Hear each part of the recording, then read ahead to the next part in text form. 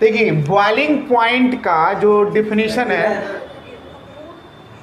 नहीं छोड़ दीजिए, जो बॉइलिंग पॉइंट का जो डिफिनीशन है, एलिवेशन इन बॉइलिंग पॉइंट जो है,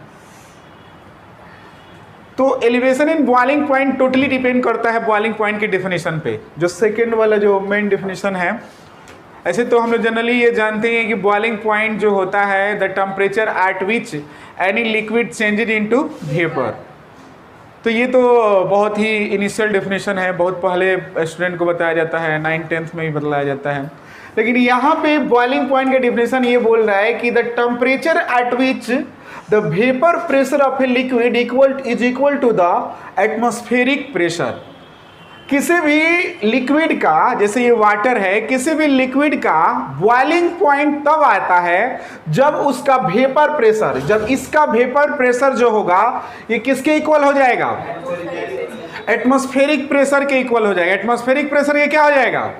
इक्वल हो जाएगा। जो बॉइलिंग पॉइंट होगा इसका, जो बॉइलिंग पॉइंट होगा इसका, वो टेम्परेचर है जिस पर इस वाटर का, इस पार्टिकुलर लिक्विड का वेपर प्रेशर एटमॉस्फेरिक प्रेशर, यानी कि एटमॉस्फेयर का प्रेशर जो कि 1 atm होता है, 760 mmHg होता है, उसके इक्वल हो जाएगा।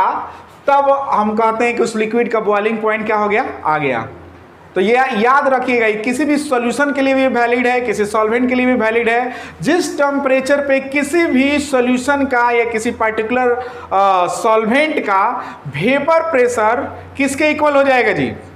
एटमॉस्फेरिक प्रेशर के इक्वल हो जाएगा। तो देखिए हमने यहाँ पे कहा कि मान लीजिए कि हमने वाटर लिया है कंटेनर में, ठीक है, और इसको टेम्परेचर दिया गया, और टेम्परेचर दिया गया तो ये जा करके ये क्या होगा? टेम्परेचर देने से वेपोराइज होने लगा। डिफिनीशन के अनुसार जब ये वाटर वेपोराइज हो रहा है, इसका मतलब है कि इसका वेपर प्रेशर एटमॉस्फेयर के प्रेशर के क्या हो गया? इक्वल हो गया। और आपको जनरली पता ही रहता है कि वाटर का जो वेपर ये बॉइलिंग पॉइंट होता है वो 100 डिग्री सेंटीग्रेड होता है। क्या होता है? 100 डिग्री। जनरली हम लोग शुरू से पढ़ते आ रहे हैं कि 100 डिग्री सेंटीग्रेड होता है वाटर का बॉइलिंग पॉइंट। तो 100 डिग्री सेंटीग्रेड टेम्परेचर दिया गया, तो वाटर जो यहाँ वाटर हमने लिया है, इसका जो वेपर प्रेशर है वो किसके इक्वल हो गया जी? एटमॉस्फेरिक प्रेशर के इक्वल हो गया। तो ये इसका बॉइलिंग पॉइंट हो गया 100 डिग्री सेंटीग्रेड, और इस टेम्परेचर पे इसका जो वेपर प्रेशर होगा एटमॉस्फेरिक प्रेशर के क्या होगा? इक्वल होगा।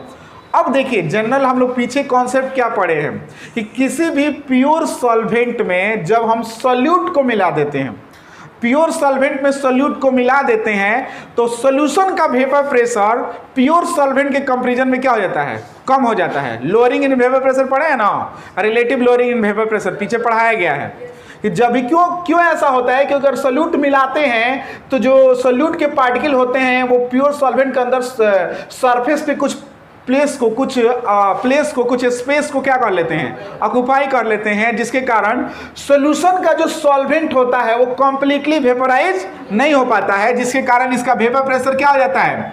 डिक्रीज कर जाता है। सॉल्यूशन का वेपर प्रेशर क्या हो जाता है? डिक्रीज कर रहा है। तो हम वही बोले यहाँ पे कि देखिए वाटर है और इस वेपोराइज होने लगा, यानी कि इसका वेपर प्रेशर एटमॉस्फेरिक प्रेशर का इक्वल हो गया। ये वाटर 100 डिग्री सेंटीग्रेड टेम्परेचर पे जनरली वेपोराइज होता है। इसी टेम्परेचर पे अगर हमने इस वाटर में कोई नॉन वोलेटाइल सोल्यूट को क्या किया जी? मिक्स कर दिया। अगर कोई नॉन वोलेटाइल सोल्यूट मिक्स करेंगे वाटर के अंदर इसी टेम्परेचर पे, तो क्या होगा? इसका जो वेपर प्रेशर होगा, पहले जो प्योर सॉल्वेंट का जो वेपर प्रेशर था, अब तो क्या हो जाएगा? सॉल्यूशन बन गया ना ये, तो सॉल्यूशन बन गया तो इसका वेपर प्रेशर क्या हो जाएगा? पहले के कंपैरिजन में क्या हो जाएगा? घट जाएगा। एटमॉस्फेयर का प्रेशर तो कांस्टेंट है ना जी, तो ये बराबर हुआ था एटमॉस्फेयर के प्रेशर के, लेकिन अब सॉल्यूट के मिलाने से ये क्या हो गया? डिक्रीज कर गया। तो जब डिक्रीज ये कर गया तो फिर से इसको वेपोराइज करने के लिए इसके एटमॉस्फेयर, इसके प्रेशर को, सॉल्यूशन के प्रेशर को, वेपर प्रेशर को एटमॉस्फेरिक प्रेशर के बराबर करने के लिए हमको जो टेम्परेचर 100 डिग्री दिए थे, अब उस टेम्परेचर को क्या करना पड़ेगा जी? इंक्रीज करना पड़ेगा ना। ना। अब जो 100 डिग्री दे रहे थे, अब इसका वेपर प्रेशर डिक्रीज जितना हुआ है उस वेपर प्रेशर को पुनः लाने के लिए हम लोगों को क्या करना पड़ेगा, यहाँ पे टेम्परेचर को क्या करना पड़ेगा जी, इंक्रीज करना पड़ेगा। और जब टेम्परेचर इंक्रीज करेंगे तो इसका जो वेपर प्रेशर होगा, फिर से जिस टेम्परेचर पे इसका वेपर प्रेशर फिर से एटमॉस्फेरिक प्रेशर के क्या हो गया, इक्वल हो गया। तो वो टेम्परेचर इस सॉल्यूशन का क्या कहलाएगा जी, बॉइलिंग पॉइंट। तो इसके लिए तो अब टेम्परेचर ज्यादा देना पड़ेगा क्योंकि वेपर प्रेशर डिक्रीज कर गया था। तो ये अगर मान लीजिए हम एक मान ले रहे हैं कि इसको 100 डिग्री दे रहे हैं, कोई भी सॉल्वेंट हो सकता है, हम वाटर लेके चले हैं, आप बेंजीन, ईथर, अल्कोहल कोई भी सॉल्वेंट ले सकते हैं, और उसका जो बॉइलिंग पॉइंट होगा उससे उसके सॉल्यूशन का बॉइलिंग पॉइंट क्या होगा, ऑटोमेटिक क्या हो जाएगा, बढ़ जाएगा। तो बॉइलिंग पॉइंट में इंक्रीजमेंट हो गया, और इसी इंक्रीजमेंट को कहते हैं एलिवेशन इन बॉइलिंग पॉइंट। क्या कहते हैं, एलिवेशन इन बॉइलिंग पॉइंट। समझ में आई बात। इसी इंक्रीजमेंट को क्या बोला जाता है, बोलिए।